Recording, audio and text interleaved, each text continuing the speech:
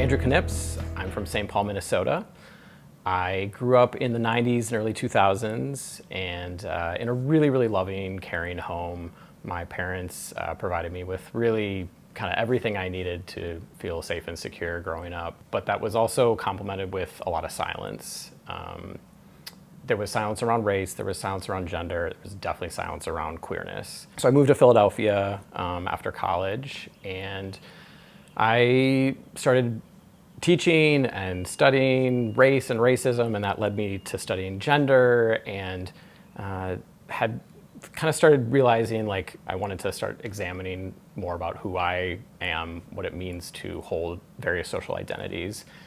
And that led to me doing a lot of reading and writing and talking with my growing queer community. I started realizing masculinity is not something that I resonate with. It's not part of who I am. It's not integral to my identity.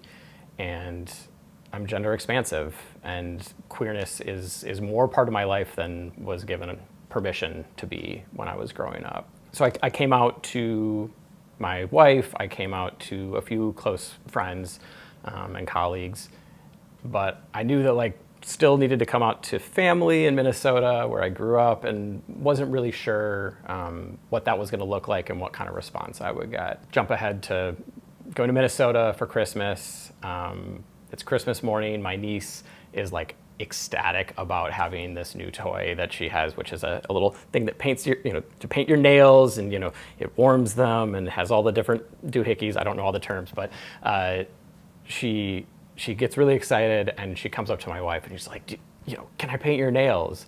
And my wife, I think knowing that like that's something I would be interested in, gave like a little space for me to jump in, and I was like, what about painting my nails? And she's like, okay. And so we go to the basement and we get all set up, and we're talking about like, what's the pattern we should do? And we decide all pink with little like alternating little white snowflakes, all the while having this wonderful time and having in the back of my head, like, how is this gonna land when we go upstairs? And like, how am I gonna be received, or how am I gonna be seen by my family? So finish, go upstairs.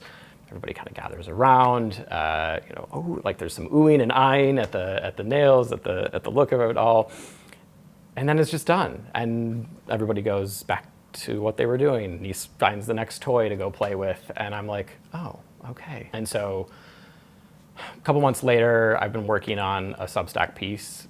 I write, and I have a Substack that's about race and gender. Part of writing the Substack was going to be my opportunity to come out publicly, to name that I am gender expansive, and also to change my pronouns to he, they, and to, again, expand out the versions of myself more publicly. And I know that like I'm not going to publish this until I've talked to my mom or shared it with my mom, or just had that conversation with my mom.